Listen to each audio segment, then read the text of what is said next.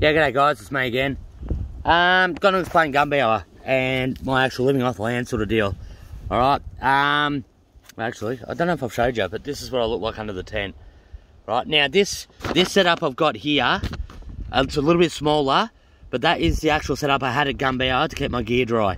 I had a proper 10 poles at each end, right, so instead of having it just slung over a rope like I've got it now, and it's starting to curl up a little bit. Oh, it's not doing too bad. I had proper 10 poles and I had a spreader bar go across the top to hold it all up together, right? And that kept my gear dry. Bit wider and a bit longer, so I had a hell of a lot more space under it.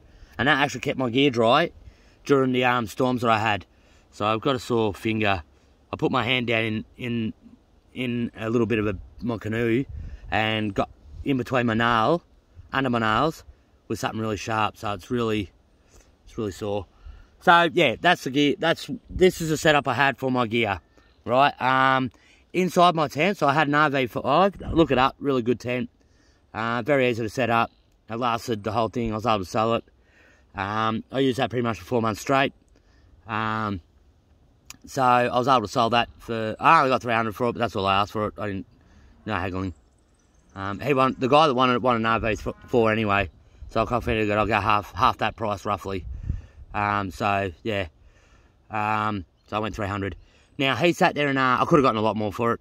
I know I could have, but I just wanted to get rid of it. And it's, yeah, like I said, he wanted to buy something this big. Now I sat there and had that right next to my tent. So one end was blocked off from the rain, and the rain could only get in that end there, right? So that helped keep my gear dry. Now I had my my clothes box, my toiletries box, and my sleeping bag box inside the tent, right? Obviously with my sleeping gear and all that sort of stuff inside the tent, and everything else stayed under this shelter and stayed perfectly dry. I had not one single issue about things getting wet, and I'd had good storms, like 70k winds and all that sort of stuff, and the frame I made up, because there's only like 2 10 poles at each end, and a spreader bar across the top, and guy ropes. I've got these elastic ropes here. There's elastic bands, but I had proper guy ropes for that one, and it held up perfectly, even in 70k winds. That scared the crap out of me. I was worried about it because most of the winds were at night time, so not really sure what I'm going to wake up to in the morning. I never went out there because it was obviously winding and raining and all that sort of stuff, and I figured there's nothing I can do. And everything that was under there was good enough. Like anything that was in boxes that needed to stay dry was in boxes anyway. So I kind of figured, yeah, like, there's not much I can do out there. So I just stayed in bed. But, you know, every time I woke up, you know, the eyelet was still in good condition. Everything, the tarp was still in good nick. You know, because I had it pegged down at the back like this one here, and had guy ropes at the front like this. Exactly the same setup, just a little bit bigger. So that was really good. And like I said, I had it right next to my tent, so that in fact I had to jig it a bit, so I had to get it off the fence because the wind was rubbing up against it on the tent, the point of the actual tent pole, right? So I didn't want that rubbing a hole in it, so I had to sort of actually pull it. I was that close, I had to pull it off by about 5 centimeters, so it will still give a good amount of rain cover on that end, but not rub against my tent. So just a thing I had to fix up. So that's the actual campsite itself. Obviously fireplace and all that sort of crap. Don't need to go into that too much. Alright, I might start off with my water first. Right, now, so for water, what I was doing, I had a big 25 litre barrel, right, that had a big lid in it, not one of those small ones, the ones that are about 10 centimetres wide. I had one that was like about 20 centimetres wide on top of this 25 litre barrel, right? That was so I could get a dish brush and get inside, because it's stiff bristled dish brush, and get inside and really give it a good scrub out, because obviously river water, sitting in there for a little while, it gets a bit yucky, you know, like water tanks. So I could get in there every second day, because I'd fill it up every second day. Now, so I'd get in there first thing in the morning. Obviously there's already water in it from 2 days ago, so it's been there for 2 days. I'd go down to the river, I'd carry it down to the river, I'd sit there and give it a really good scrub out with the brush, right round, all around the edges and whatever, and then start topping it up with water. Right now, the reason I say start top up and not just dunk it in and fill it is because what I was doing is I'd get one of my towels, I'd fold it into quarters, same as what I've got now, and I would sit there and tip it through the towel into the barrel, right, and filter it a bit, right. Obviously it's not a perfect filter, but it filtered a lot of crap out, right, and there was a big difference. Once I sat there and did that and let it sit there, so I filled it up, took a little while, but I filled it up, you know, one bucket at a time, and finally got it filled up, took it back up to the top and had it sitting on a tree stump that I found, right, just had it sitting there so I could use it. Now on this barrel, instead of using the main plastic one that you normally have at the very, very bottom, I sat there and put a proper garden tap on about a quarter of the way up.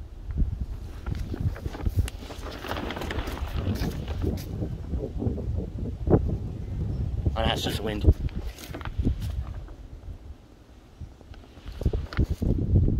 Yeah, it's just the wind, sorry. If a speedboat goes past, I just want to check to see how my boat reacts with it. Or it's a car. I don't know if it's a car or the wind or whatever. But, yeah, because sometimes, yeah, because I've got the boat pointing out towards the river instead of going along the river, right? So that way, when the boats go past and their wake comes into the bank, should divert past the bow instead of smashing up against the side and lipping over into the boat itself. So I just want to see how it acts in there. I've got it tied up twice, it should be alright, but I just want to see how it acts.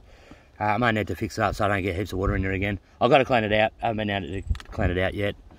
I'm going to take everything out and give it a good wipe down and get all the mud out and start again basically.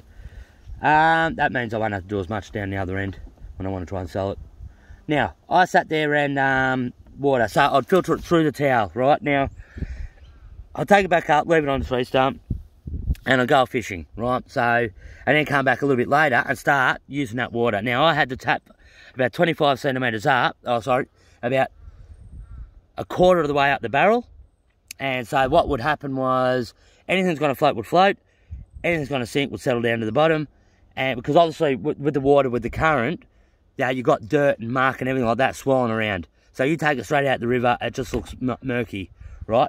But putting it through the towel and then letting it settle, letting the water settle, it was really clean. It looked like drinking water. I mean, it was brown, still brown, but it looked like you could drink it. It still tasted muddy, but not as bad as drinking it straight out the river, right? Now, you can boil water straight out of the river and drink it and it's fine, okay? I was putting it through that barrel, putting it through the towel, letting it settle, and drinking the cleanish water in between. And that wasn't doing too bad. It didn't taste anywhere near as bad as straight out the river and boiling it and then drinking it. Now, I would sit there and do that. Now, for washing meat and washing my clothes and washing my dishes, I would sit there and just... No, not for washing my dishes. I boiled it for washing my dishes because it wasn't quite hot enough for that, because of the oils coming out of the fish and the animals. But what I would do was, I got given a couple of bottles of soft drink, like lemon drink and all that sort of stuff myself, so I kept all those. I had about 3 or 4 of them. And I also grabbed anyone that was leaving camp. If I'd say, oh, if you've got any soft drink bottles, can I have them when you finish with them? Because what I was doing is I was filling those up with water out of the barrel and leaving them out in the sun, right? So the sun would heat the water up through the plastic bottle and it would get really, really hot. Like as hot as a normal shower I would have. I have really hot showers when I was at home, and it was just as hot there. Barely get my feet in. Could just get my feet in. In fact, a couple of times I couldn't. I had to put a little bit of water in, extra water in, cold water, just to cool it down, just a touch. Right, so that was hot enough to wash me and my clothes. Right, now what I would do is, I'd have my chair sitting here. Oh, that's a smart fucking move. Oh no, it's alright, I moved it. I thought my soap had gone, my wet soap had gone into the mud, but I didn't have it in that part of the soap dish. That's alright. Right, so I would sit there and, not under the coverway obviously, I was out in the open, and I'd have my chair here. I'd have this big pink bucket thing that I found on the side of the river. Somebody had left it there at a campsite, so I'm taking it. Held water quite well. It's probably about half the size of, halfway across, the size of that blue bucket I got there. Like the one you see in my clothes wash water when I did my walk around. The expandable one. Right, so it's half as big as that again. Right, so there was a lot more room for me to stand in, and I could sit there, and all the water that I washed myself with would drip back straight down into it, and I could use that to wash my clothes in as well, right, because that had heaps of soap in it, and then I would use more soap on the clothes, so there's plenty of soap to get my clothes clean, as clean as possible. Right, now, I sat there and would have that pink bucket sitting there, right in front of me. I know you can't see what I'm pointing, but right in front of me where my feet is now, I'd have the seat here with my clean clothes and my towel on it, and my soap would sit on the table on the side here, and I would have, because I found, I did find some carpet pieces and mats and all that sort of stuff along the river, so I kept those. Right, now, I would wash myself in there, I'd keep the mat next to me so I could step out of there, out of my bath basically, and I'd have to stand up in it. It wasn't big enough for me to sit down in, but I could stand up and have the face washer and the soap and just give myself a good washing over, a really good washing over, a good one, not just a quick, you know, sink wash. This was a proper wash in a thing, so I could dunk in and get the soap on me and then the soap off me and whatever, right? Then I would sit there and be able to step off that straight onto a reasonably clean mat instead of into the dirt again, right, with my feet. You know, obviously wet feet, mud straight away. Right, so I could sit on that mat, dry myself off, and I would get down right to my jocks, and I would sit there and wash myself in my jocks and all that sort of stuff, and then the very last 2 minutes would be take my jocks off and wash me there, and then I could step on the mat next to me, and then grab the towel, which is sort of right here. So everything was sort of just arm's reach, you know, so that was the way I did it. And so I was getting a really, really good wash. I did that every second day. I didn't do it every day, but I did it every second day and washed my clothes every second day, right? Now, I sat there and would do that. I'd have the towel close enough so if anyone went past, I could sort of just wrap myself up while they went past. You know, they might not want to see all that sort of crap going on. So that's what I did. That's me washing myself. And then I would basically, as soon as I dried myself off and get my clean clothes on, I would sit down in the chair in front of the bucket. I'd lean over and start washing. You know, really getting my clothes done in that bucket as well. Right, very meticulous about it, trying to get, you know, like I sat there and basically would sit there and grab 2 bits of cloth, the clothing, and sort of rub it like that. 1, 2, 3, 4, 5, 6, 7, 8, 9, 10. Then I swish it around a bit, grab it again. 1, 2, 3, 4, and count to 100. So they were getting a really good wash, a really, really good wash, so that I could sit there and get as much dirt and crap out of it. And I was smelling my clothing. Well, it sounds disgusting, but I was smelling my jocks and my socks. They're the two main things that we're going to see. I didn't really have a lot of socks, I suppose.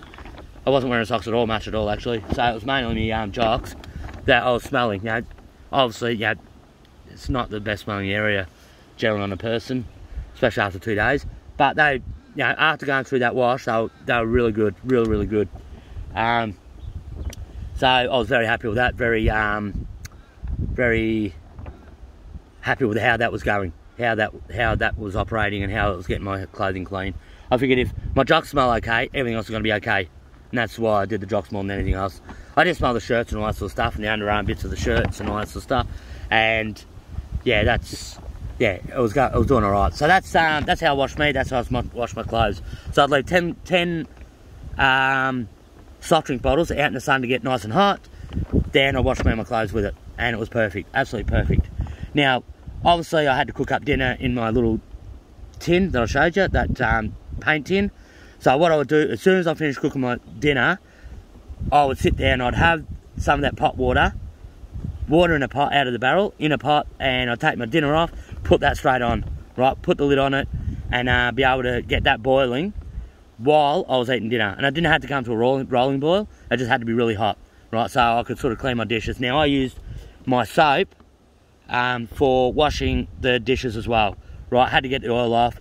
Yeah, that's all I had. I didn't want to have dish soap, I didn't want to have shampoo, so that's why I got the crew cut, so I could just wash my head and scalp with soap and clean it and dry it properly, so I wouldn't get like dandruff and mucky, dirty hair and that. And even my goatee's a bit longer than I would have liked for it to be at the moment. But I was keeping that reasonably short to give that a good clean with the soap as well. You know what I mean? So I was washing everything, I was doing everything. I was happy. Like, I mean, I don't think you would notice any difference. I could sit there in about 2 hours' time and just feel under my arms. You couldn't do it straight away because, you know, you still got some fresh soap on you. But after a couple of hours, I feel under my arm like that. No, I feel okay. So I'm really, I was really happy with how I was getting cleaned up. Right, I was going to show you my nails to see, yeah, everything's all trimmed up still and still clean. But I have done my washing today, so it still looks thing. But normally even my fingernails look okay. So yeah, you've seen my toiletry gear. I've always kept my nails trimmed, kept my toenails trimmed and all. My toenails look a bit disgusting because at Echuca I had to walk into the mud, into the river all the time, like 20-30 times a day to get my shrimp nets out. Right, the way I had my shrimp nets set up, I'd have them wrapped around a tree and down the river a bit. You know, so I think I told you about it. I had to have a big stick, a thick, strong stick, out in the river, about sort of 3, 4, 5 metres out, and I'd throw the net around it, and then because the boats were pushing all my shrimp nets back in onto the bank, so they weren't even in the water anymore, the ski boats. Right, so I stopped. You know, I had to go down there every half an hour to check that they were still in there, and that was being a pain in the ass. Even if I'd already eaten, I had to keep the shrimp for bait and to eat with. So I would sit there and so I had to go down there. So then I made up this contraption where I hammered a stick into the water and let the rope and the net drift up. The rope would go around the outside of that thing, and then there wouldn't be enough rope past that stick for there would be enough rope there to keep the nets in the water. Even though they were rocking around in the water, they wouldn't come out to the bank again, and that was perfect, absolutely perfect. But as the river started rising again, it started because obviously the end of the string of the rope was at the water's edge, like a normal net, right? But because the river was starting to rise a bit, I had to walk into the mud, right? And my toenails, you can see where they've grown out. That's like the last, about half of them, it's half gone now, really yellow, a little bit yellow. I wouldn't say really yellow, but noticeably yellow because of the mud, being in the mud for so long and so often that they started going yellow, started going disgusting. But you can see them where the new nails growing out from the end, they're nice and clean again. So by the time I finish this, hopefully they won't be too bad. I should take my boots off and show you, but yeah, I won't worry about it. Now, so that was one thing I had to fix up. Now, food-wise, I was living on shrimp, yabbies, and all the food I said. Ducks, waterbirds, cockies, possums, kangaroos. I feel like I'm missing something else. And fish. Right. So that's what I was living on. Traps and slingshots. I haven't explained the trap yet, have I? Right, so I'll keep going with the, so my dishes, I would sit there and boil the water and just wash the dishes like normal. I don't have to go through that anymore. I use my normal soap for that. I brought like 15, 16 cakes of soap, I think, with me. 2 brand new packets, like 6 in each. And I think I had one already used that I was using at home in the shower. I put that in the thing so I could bring that with me. So now he's throwing it out, I'm going to need it. I didn't bring shampoo with me. Like I said, crew cut, blah, blah, blah. I did find shampoo. Because my inverter broke, I couldn't recharge those clippers. Right, so I didn't think I was going to get another charge out of him. But there was a couple of girls in different campsites, and they'd left. They'd already gone. It's not like they left it there, I snuck it, and then they had to go looking for it. They'd already disappeared. They'd gone home. Right, but they left their shampoo, 2 of them, on separate occasions, left their shampoo next to my canoe. Right, from when they would have washed their hair in the river or whatever. So I kept them. So that was going to work out quite nicely, because once my hair started growing again, I was going to actually have proper shampoo to wash it with. But I was able to recharge my inverter, recharge my clippers with those girls' inverter that I'd seen. So that I was able to do that. So then that would have given me another 4 or 5 haircuts. So I would have been right for the whole of winter, I think. But I still had shampoo there just in case. Now, so no shampoo. I didn't bring oil with me because I didn't want it leaking into the into gear. Right. Obviously, lids on shampoos and oils. I was a little bit worried about bringing even toothpaste, so I thought the lid might pop off. That would get squashed. but it hasn't. Now with toothpaste, brush my teeth. I've sort of only been using toothpaste once a week. I've been brushing my teeth every single day, twice a day. In fact, at home I was only doing it once a day. Here I was doing it twice a day. Once in the morning, once at night time, but just no toothpaste. Right, once a week I would sit down and do it properly with toothpaste, just to get toothpaste through it. I didn't think it would be too bad. I didn't think that would be too bad. So I was brushing them twice a day. Basically, as soon as I finished eating, I'd brush my teeth. About an hour after, sort of thing, just to sit there and get the shit off them, basically. Now, what else is there? I think I told you about the shelter with the thing. I don't have any of that gear anymore. That's some of the stuff I gave to the guy with the tent for the kids. Now my hammock. I did make a gill net. Now with the trap, I'll go to the traps first. Now with the traps, I made them out of saplings, right? They're like the cartoon ones. I think Wile E. Coyote probably would have used it to try and catch the Roadrunner, right? Just basically a loop on the ground. You have a tripwire and you have a sapling that comes down and whips up once the tripwire's set off, right? So I was catching a lot of animals doing that. A little bit of trial and error to start with, but it didn't really take me long to get into getting something out. I think it only took me 2 days to get the first animal. And then after that was sort of just, as I was building more and more traps, I was getting more food more and more often. I don't think I would have gone more than 8. I was starting to do alright. I was starting to get something like that every day. Sometimes I get 2 in one day. Yeah, sit down and eat them both. Or keep one for the next day, whatever. Yeah, but I was lucky enough I wasn't catching too much, that I was wasting a hell of a lot. I wasn't catching enough to waste too much, you know what I mean? I wasted a lot on the kangaroos, unfortunately, because I can't eat a whole kangaroo on my own. I did the best I could, not wasting it. There's not a hell of a lot you can do.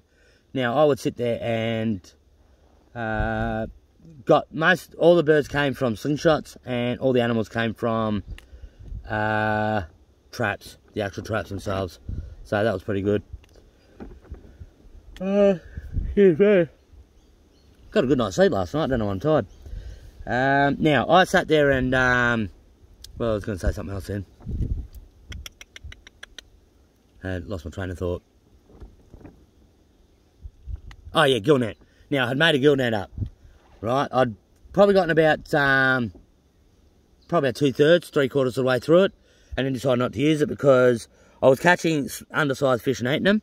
Big enough to eat, not tiny ones, but anything big enough to eat, no matter what the size, right? So, I decided not to use the gill net, even though I was nearly finished it, because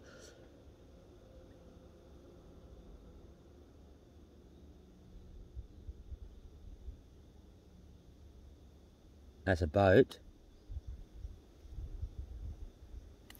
I want to get out. I'm going to get out.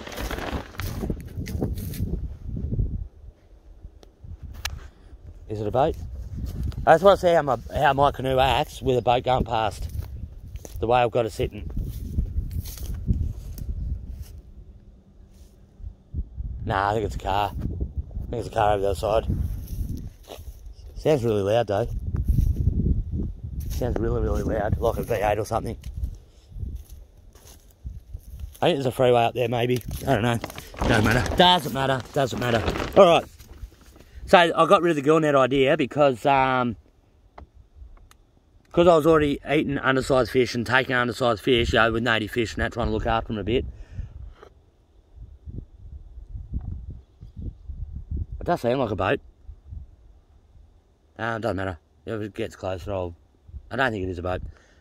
Now, I sat there and got rid of the gill net idea because I was already doing enough damage as far as native fish goes and stuff like that, that I didn't want to be taking, because obviously if I catch a 6-inch fish, I can throw that back. A gill net, not forgiving, kills it, done. So I didn't want to do that sort of damage, so I got rid of that idea. Now, the reason I'm getting onto the gill net idea, because I wanted to make a hammock the same way, right? I did want to make a hammock, but that string was too small to make a hammock out of. Look up how to make gill nets, and I was doing okay with it. The first 6 loops were shit, but then once I got into the swing of things, it was really good. Really perfect for, looked like almost a store-bought one. in some places, not the whole lot, obviously, there's a little bit scuba here and there, but in some places, it looked like a store-bought one. I don't know what that is. Anyway, I just want to make, if it's a boat, I want to see how mine reacts with it. Because obviously I don't want too much, you know, because it gets, when my canoe's on the side of the river like this, and you get ski boats going past, and I haven't had one yet. I've only had one houseboat go past, and that's it. So I'm in a nice quiet area again. I got pounded the last 3 days, man, I'm telling you. But even pounded, like with my canoe parked on the side of the river, it was just getting hammered, just getting freaking hammered.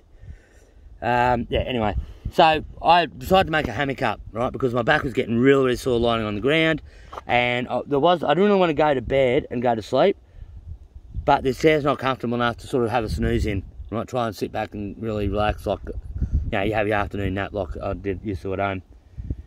Now, I sat there and made up a hammock. Now, I'm going to try and show you how I did it on a tree.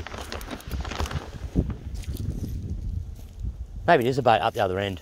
I'm on a bit of a bend, so maybe I can hear the boat coming, the sound of the boat coming through. It definitely sounds like a boat.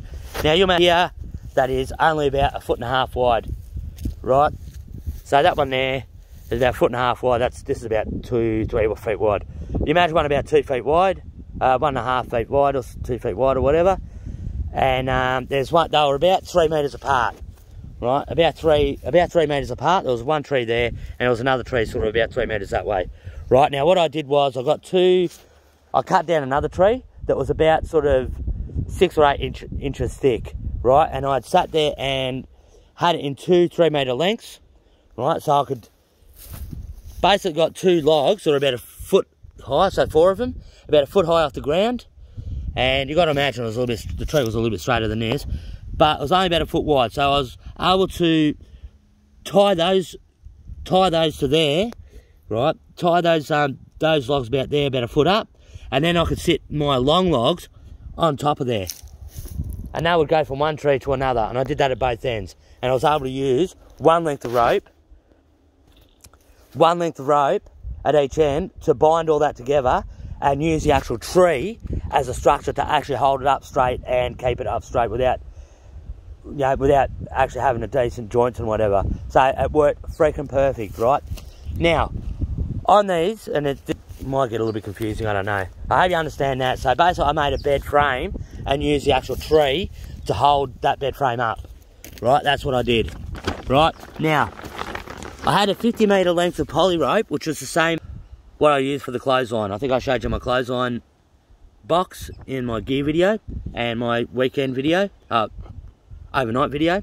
Actually, I can show you here, it's right here. So poly rope, just normal poly rope. I had 2 50 metre lengths, right? I used one for cutting it up, using it for different guy ropes and stuff like that.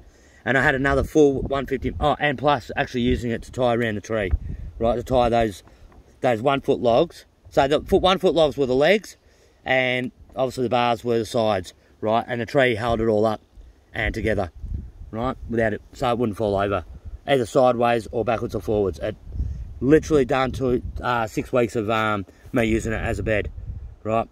Every day having a 1 hour snooze in the arvo. Now I sat there and I couldn't, because to make a hammock you do exactly the same as a gillnet. You got heaps of little knots, you make your loops and whatever, right? Look it up online how to make a gillnet. That's how I did it, right? Now I sat there and instead of, because you had to cut the rope up too, right? To make a gillnet you had to cut them up into lengths of string and hang them down and then alternate the knots, right? So you get like the cyclone fencing type deal. Now what I had to do with my I'll just put my phone in my lap so you can see what I'm doing. Now what I had to do with, now you got to remember that, imagine these are the 2 long bits of the side rails for my bed, right? Now what I did was I got the rope and I went in between the side rails and then up over out the outside and then back in through the inside and then back out the outside, and I kept alternating and sort of rolling it, winding it up the thing like that. So I would go over one, under the one, over, and then under the other one and over like that. And the reason I did that instead of just going around like that is because I did that originally, but it was not holding me up properly and there was too much gaps between the actual strands of rope that were going round, right? So I thought, oh, that's not really comfortable. So then I came up with the idea of going under and over. So then the bits that go under that way, and then the bits that go under that way, they're in between where it would be, right? They're in between what they would be. So the whole rope was actually supporting my weight and giving me a lot more comfortable lie down without having that much gap where, you know, it sort of starts to dig into your skin and digging and all that sort of stuff. And it worked. I messed up a few times because I couldn't lock it in. So I couldn't keep it, you know, all those little loops, I couldn't keep like 1 inch apart or 2 inches apart, whatever. A little bit would be 1 inch, and then 2 inches, and then 3 inches, and then 8 inches, and then back to 2 inches or whatever. So every now and again I had to straighten it all up, but it was definitely a good, comfortable, usable hammock, right? So if you're stuck for a hammock and you got like a good chunk of rope, there's an idea for you, all right? Just do that. It was only a foot off the ground, so it technically wasn't a proper hammock. I made more of a bed than a hammock, like a stretcher type, sort of halfway between a hammock and a stretcher, I suppose. And it was freaking brilliant. It was so comfortable. I wanted to use that as my main bed. I actually did. I couldn't scooch around, and it was only just wide enough for my shoulders. My arms didn't really. My shoulders, it was going down the middle of my shoulders, so my arms weren't really sort of inside the mattress part. I had to cross them over my, that was the most uncomfortable part of the bed actually, was the fact that I couldn't sort of lie my arms somewhere where they could support. So I had to crisscross my fingers, sort of on my chest like that, and just sleep like that. So that got a little bit uncomfortable in that bit there, right? So, but that's it. And that's probably why I didn't get a longer sleep than I would have, which is probably not such a bad thing anyway. Because if I sleep too long during the day, then I don't get to sleep till really late at night, and that's a shit sleep then. So yeah, so it was perfect, absolutely perfect, and I was quite happy. It was sort of like a problem solved, like a almost like a survival thing, the survival problem solved. You know what I mean? So that was that. That's the hammock. I was explaining the water. Oh, drinking water. Right, I forgot to explain that when I did the water. So out of that barrel, I used to get my drinking water out as well, and I made myself a homemade filter. You could do this at home if you want. You had to muddy up the water yourself and whatever. But you sit there and you get a soft. Actually, I'll show you. I'll get a soft drink bottle and I'll show you, just so you can sort of see what I'm talking about. This is perfect. There we go. There we go. Turning out really good now. This morning was really crap, but it looks like the rain might be gone now. It kept on and off raining. It would come out really sunny, and then like 10 minutes later, it would sort of start to rain again, or drizzle. It wasn't full on rain. I haven't had any full on rain here this morning, but it did drizzle a bit. It drizzled several times, quite a few times, probably a dozen times at least, just over. So yeah, this is starting to play up a little bit. I knew it would a little bit, but if I show you, this is why I got the spreader bar. See how it's starting to wrinkle in the middle? That's why I got the spreader bar. So that didn't happen. I didn't want to be on rope. I want to be on a proper spreader bar. Fair bit of fucking tightness in that rope actually. I hope I can get the knot undone. The knot looks like it's open enough to be able to get it undone. I really hope I can get it off. Actually, that rope that I just showed you, I actually found that in the bush. So much stuff I found. I found that in the bush. That blue bucket. I'll show you just quickly. I know it's a bit of a divert from this, but I don't know if I showed you. I told you. This blue bucket I actually found as well. I didn't have the handle on it, so I did that poly rope I showed you. I had to make a handle out of that. I wound it down so it stayed tied up. There's sort of certain knots you can do to bind it. So I did that. I wouldn't trust it in the corners. I wouldn't trust it for a really heavy one. But that's the bucket I used to use for my shrimp. So I only had about 10 centimetres of water in it, and I could sit there and I'll spin it around. Sorry, I thought I'd point at me. I could use it to what do you call it? Just put 10 centimetres of water in it to keep the shrimp, because I had to keep a net for my shrimp. I explained that in one of the videos. I think I remember doing that. So I would keep the shrimp in there, and only put like about a dozen in the bucket at a time. So they'd stay alive in the river, and I'd have that dozen used in the bucket, and then I'd get more So, yeah, that's the way I did the things. Now, soft drink bottle. Now, I know I've got this, and I'll have to put my... I didn't bring my bucket over to sort of lean on the bucket. Lean the phone on the bucket, but let's just put it between my legs. Right, so imagine the soft drink bottle in together like that. Right, now, so what you do, imagine that's all one piece, right? So you cut the bottom off here, right? So you've got the whole other end like that. Right, now, keep the lid, and you put a small hole in the lid, and you put the lid back on. Right, in there, you jam either some cloth or cotton wool. I use cotton wool balls right in the neck, right? So right in the neck, so you've got it in there, you've got the lid on there with a hole in the bottom of it, right? So then above the cotton wool, you have a layer of sand, right? Then, I think I used too much because it was coming out really, really slowly, but it was coming out really clean, right? So you put some sand in, right? Then you get charcoal out of the fire, right? The coals out of the fire, and you crush it up into a powder. You've got to make it into a powder. The finer you make it, the cleaner the water is, right? So you crush it right up, and you get a layer about 1 centimetre thick in the middle there, right? Then you put only about 1 centimetre of sand above it. That's how I made it. There's different ways you can do it. You put about 1 centimetre of sand above that. Then you put rocks in it. So when you tip the water in, the rocks stop the sand from swirling around, right? You put rocks in it. And then what you can do is that bottom that you've cut off, you could put holes in the bottom here, put holes in each one of those, put a hole in it, turn it upside down and put it back in the end like that, and use it as a baffle as well to stop the sand from swirling around if you haven't got any rocks, right?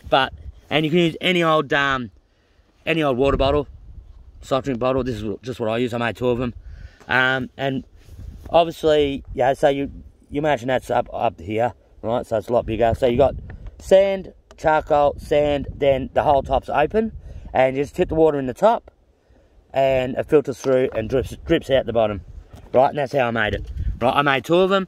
I was getting 3.5 litres of water a day, so I was using the water out of the barrel, putting it into there, and filtering it. Now you still have to boil it. You still have to boil that filter water, but in fact, I sort of heard somewhere, I read somewhere on the internet that somebody was saying that if you want to boil the water to, I think, are you sterilising it? I can't remember what the word is. To clean the water, basically. To kill all the bugs and that, right? So, you can, you know how I was saying about doing the soft drink bottles out in the sun, that water, the way it was sitting in there, it would have been good enough to drink as well.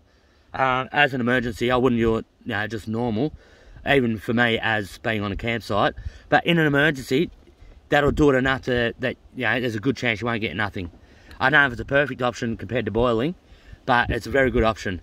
Right, so that's another survival tip. If you put dirty water, or like rough water, into a soft drink bottle and leave it out in the sun for long enough, in a hot enough sun, that will, I think it's sterilising.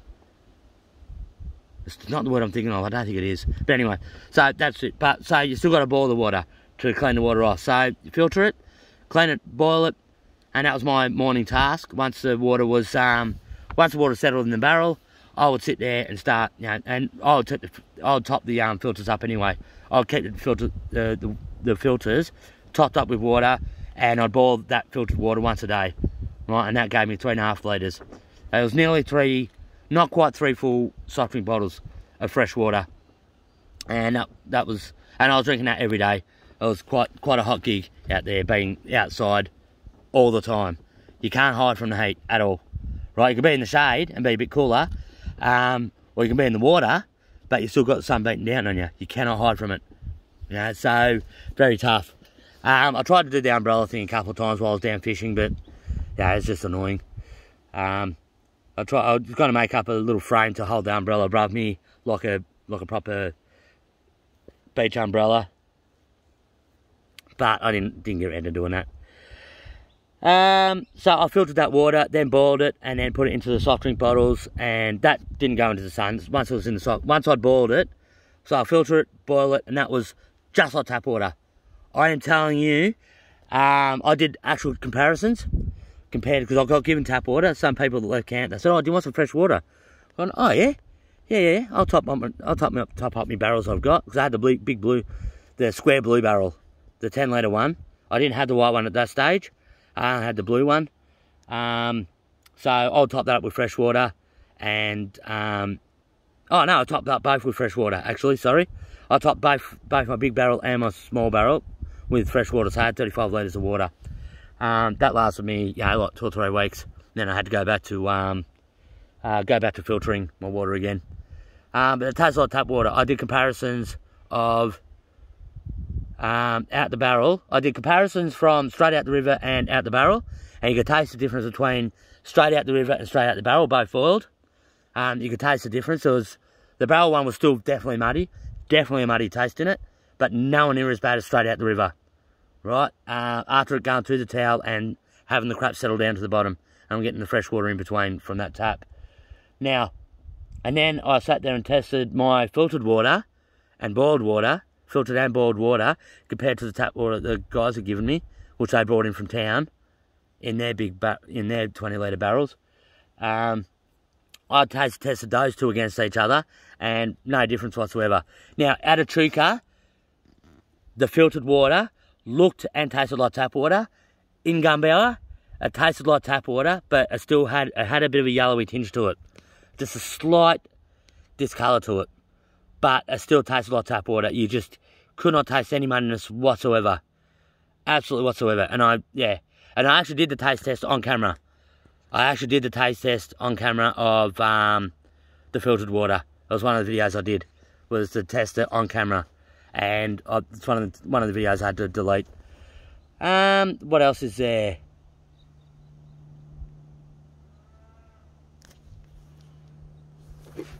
That sounds like a houseboat. It might be a thing across the other side. I don't know. That's what I say. This is why I don't like not facing the river. In fact, it's nice enough outside. I could probably be out there now. The wind's still got a bit of a chill to it. I'm comfortable. I'm sick of, because it does get a little bit chilly being down the river. You know, there's been a couple of mornings. Hasn't been the last couple of mornings. It's actually been reasonably okay weather-wise. Later on at night, it starts to get cold when you're wet and cold. But during the day, I've just been wet, haven't really been cold. And I'm talking soaked right through. Like, I copped rain. Right, normal winter rain. I copped it, you know. So, yeah. Right, what else is there? What else is there? Gunbower. Explain the gill net. I'll explain the...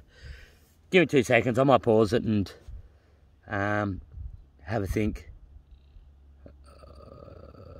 Yeah, I might pause it and have a think, and then I might stop it and watch it, and if I think of anything else, I'll do another video, and I'll just go number 1, number 2, whatever. I'll work it out.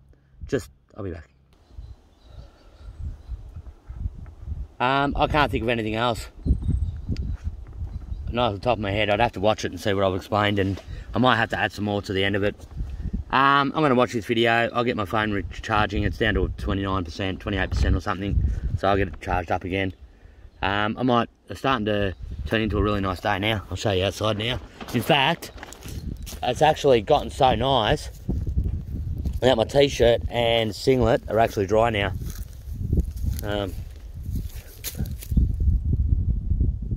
Tea towels aren't dry. I didn't think they were going to be dry.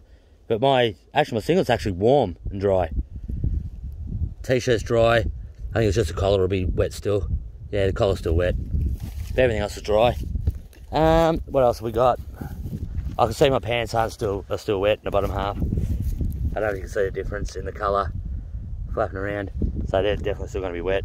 Well, they might actually be stained, because when I sit in my boat and I'm paddling, sometimes I've got my legs splayed apart, and so the edge of the boots are in line with the top of the canoe.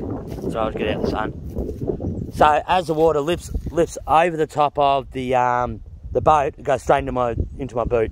Now I've got my pants on. I have my tracksuit pants on, so most of the water soaks into that. But you get enough of it, it soaks down into the actual bottom of the boot. So these boots are still just a fraction wet. So I'm probably going to have to wash these socks once I finish with these. And because these clothes are clean on today, the socks were clean on last night. Well, actually last night. Everything's clean on from last night, because I just wanted to be in dry clothes after being in wet clothes for 2 days. So I wanted to be in dry clothes. I just let them sit there, the old clothes there, and I washed them in the bucket. And I had to, the clothes were that bad after a few days of wearing them that I had to actually do a couple of buckets worth. And this is the thing with doing it every 2 days, is even in Gunbower, like, I mean, the water looked dirty, but it wasn't too bad. You know, I could do it. You know, I could do it in one hit. But today, I had to do 3 buckets just for that lot of clothes there. I had to do 3 buckets. That's how bad it's been these last few days, and that's only going since Sunday. And what's today? So today's actually Tuesday, I think. So that's a week and a half. That's a week and a bit. So yeah, so it's a long time being in the one set of clothing, and that's yeah. Yeah, so that's why it was real. I had to actually top up that bucket 3 times, dunk it back, tip some out, get fresh water out of the river, and then start washing it again. Yeah, so they were quite bad. They were very, very bad. I reckon in Manham yesterday when I stopped off at Manham where that big steam paddle thing was, I don't think I would have smelled too good. I really don't. Because I was wet, I would have smelled like a wet dog and all that sort of stuff. And yeah, a little bit embarrassed. I don't know if I did or not, but I felt like I might have. I felt like I might have. Felt like it should have been embarrassing. Feels like I should be embarrassed about it. If you get my drift, but I still smell. I mean, I smelled the clothes and I didn't smell too bad. But I just the amount of crap that came out of them, I just can't believe I didn't smell bad. I don't know. I didn't. I didn't smell my jocks, but I did smell my actual clothing myself, and they didn't smell too bad. So anyway, that's it. That's this video over and done with. I think I'm gonna stop it. I'll watch it. If I've got anything, I'll either do a second video. If that one's short enough, I'll just add it onto the back of this one. I know how to do that now. I'm the camera editor extraordinaire after doing it in the original one. There's a gate right down the end there. It's got a sign on it. It's probably saying private property. I should go for a walk down there. I just don't want to get caught here. I don't know if I'm allowed here or not. I'll go for a walk later. I'm going to go for a walk and look for some wood. I'm definitely going to get some wood. And have a fire. I won't climb the fence. There'll be enough wood along the river here. I reckon I can find some wood just over here. Actually, I should have a fire up the top here. I'll probably get told off for that. Well, I'm happy with this setup that I've got here. I'm definitely going to stay here tomorrow as well. I'll stay here all day tomorrow, because what I'll do tomorrow is I will I'll stand here. Hopefully I'll be out the wind. Oh, I've got the sun behind me. I'll go back under. I just don't want to be in the wind if it's going through the microphone. I kind of wish I had that other one. I'm not that tall, but it's still, yeah, a little bit cozy. Yeah, because I want to get after these are dried off, and these will be dry by the end of the day if it doesn't rain again. These will be good. And tomorrow, I'll get my sleeping bag out and get that out in the sun. Hopefully, if it's not sunny, then it doesn't matter. But yeah, I can get some sun onto it and get them out all day. As soon as I get up, I'll be out. I'll put it over the top, and I'll stay there all day. Stay here all day. I'll see how that goes. Actually, I won't light that before I say goodbye. All right, thank you for watching. I'm going to watch this, see how it goes. All good.